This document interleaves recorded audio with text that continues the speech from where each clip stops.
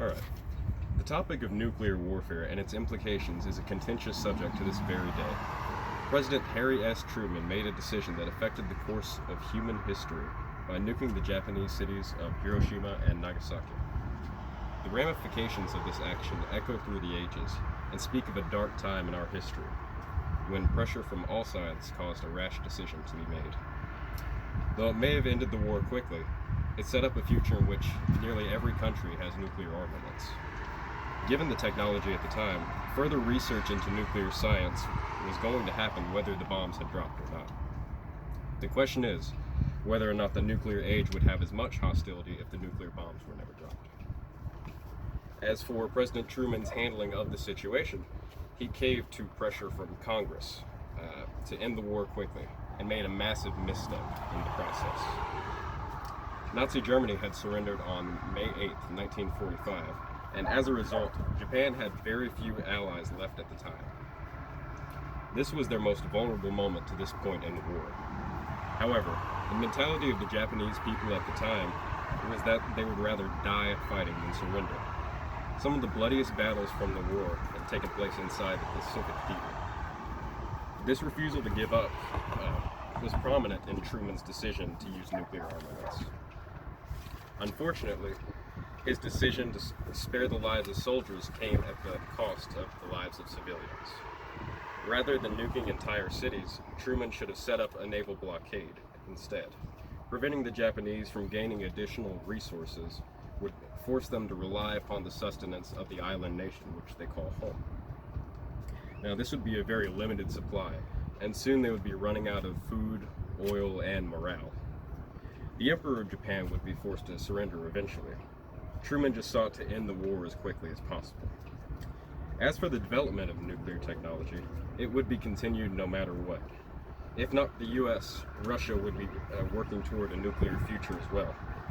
This in turn is what caused the Cold War and the decades of fear that came with it. Due to the fundamentally opposite ideas of capitalism and communism, the race toward a nuclear future was inevitable. They are the antithesis of one another, and their incompatibility is what caused there to be such hostility between these countries that hold different ideologies. The fact of the matter is that conflict was bound to happen. It was just a matter of when. Unfortunately, efforts were directed at the warfare aspect of the nuclear problem instead of the infrastructure side of it, because that was neglected for some time. Because of Truman's decision, nuclear technology was seen as a negative rather than as a positive. The 50s and 60s are decades of the American public was scared of nuclear threat, rather than being forward-thinking about the positives that can result from the use of nuclear technology. Nuclear power can provide electricity to cities more efficiently than a typical power plant. However, with the dropping of these two nukes, generations were taught to fear that which could be beneficial. To bring it all together, the world will never be the same after the events of August 6th and August 9th, 1945. This changed the concept of warfare for the worse, as now nuclear devices have proliferated throughout the entire world. Any small country has the potential to destroy thousands of lives with a simple decision. However, due to the bombings of Hiroshima and Nagasaki, people are aware of the horrible ramifications of nuclear war.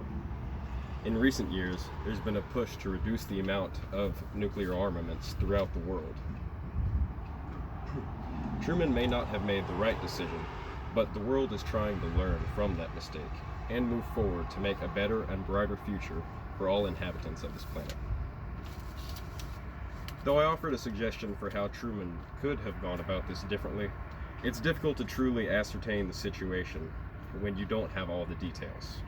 Considering the United States President is backed by the armed forces and his cabinet, this was hardly a decision that was made entirely by a single man. The president just used all the information he was given to make what he thought was the best decision at the time. He can be faulted, but not all of the blame rests on his shoulders.